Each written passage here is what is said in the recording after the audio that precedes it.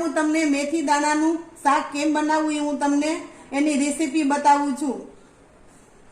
આ છે સાત આઠ કળી લસણ લીધું છે મેં, એની મેં નાની નાની કટકી કરી નાખી છે।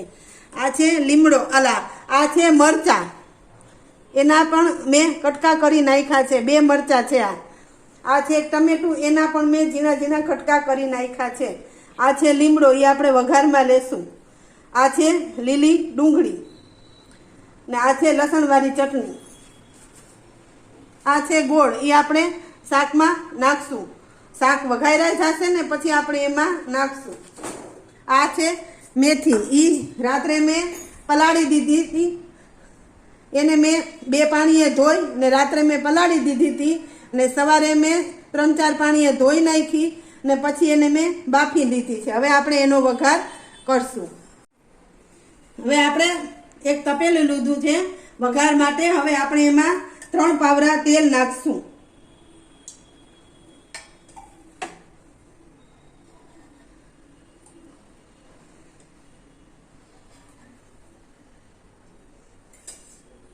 હવે તેલ ને આપણે ગરમ થવા દેશું। તેલ ગરમ થઈ જાય પછી આપણે એમાં તેલ ગરમ થઈ જાય પછી જ એમાં રાઈ નાખવાની, રાઈ જીરું ને હિંગનો વઘાર કરવાનો।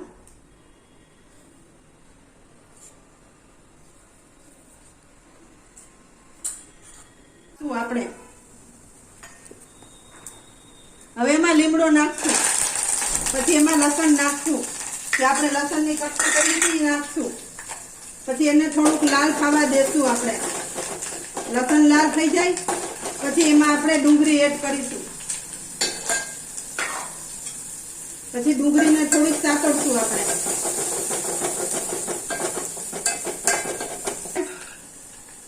પછી આપણે એમાં ટમેટા એડ કરીશું।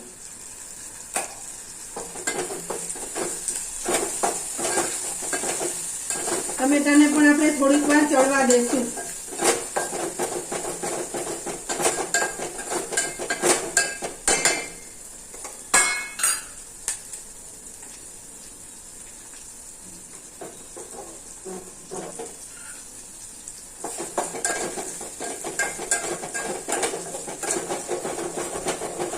ડુંગળી એમાં ચડી ગયા પછી હવે આપણે એને એમાં થોડાક મરચાં એડ કરી દેશું, જે આપણે સુધારીને રાખ્યા હતા ને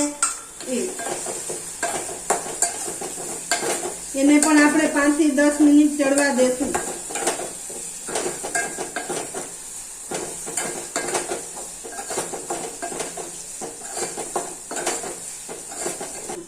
હવે આપણે જે મરચાં ચડવા દીધા હતા એ મરચાં પણ ચડી ગયા, એનો સરસ એકદમ કલર આવી ગયો છે। હવે આપણે એમાં લસણવાળી ચટણી એડ કરીશું।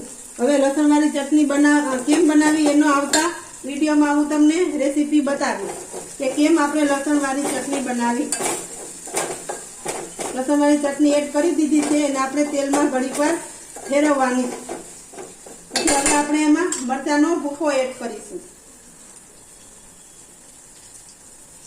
તમારે જે તમારા ઘરમાં તીખું ઓછું ખાતા હોય તો તમારે એ પ્રમાણે તીખું ઓછું નાખવું હોય તો તમારે એ પ્રમાણે મરચાંનો ભૂકો નાખશો। હવે 1 અડધી ચમચી આપણે હળદર નાખીએ। હવે મીઠું આપણે એડ કરીશું સ્વાદ અનુસાર। હવે ધાણા પાવડર આપણે એમાં એડ કરીશું।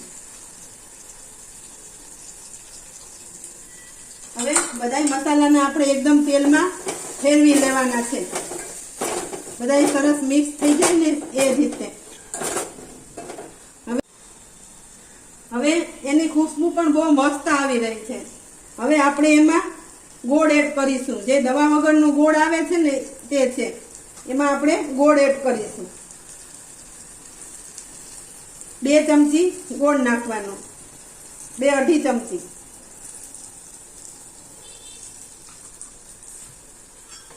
હવે એને તેલમાં એકદમ ફેરવવાનો ગોળને, એટલે સરસ એક રસ થઈ જાય। મસ્ત ખુશ્બુ બહુ સરસ આવી રહી છે।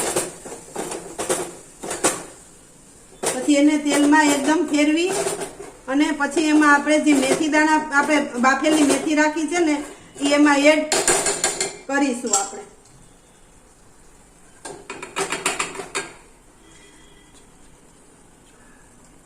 પછી એને આપણે થોડીક તેલમાં ફેરવતું રહેવાનું. એડ કરી દીધી છે ને એને પણ આપણે હવે ચમચાથી હલાવી લેશું.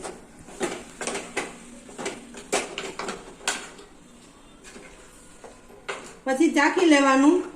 જે ઘટતું હોય એ આપણે એમાં નાખી શકાય પાછું.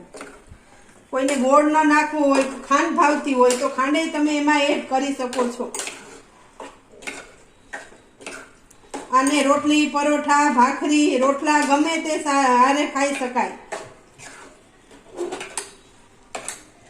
પછી ઘડીક વાર તેલમાં આમ ફેરવી ને પછી રાખી દેવાનું. સરસ મસ્ત બહુ સરસ સુગંધ આવે છે. આમાં છે ને આ શાકમાં મેં બિલકુલ પાણી નથી નાખ્યું. આ છે ને ગોળનો અને ટમેટાનો રસો થયો છે. આ શાક છે ને બહુ સરસ, આપણે હેલ્ધી, આપણે પગ દુખતા હોય, થાક લાગતો હોય, આપણને વિટામિન બધું આ શાકમાંથી મળી જાય છે. હવે આપણું મેથીનું શાક તૈયાર થઈ ગયું છે.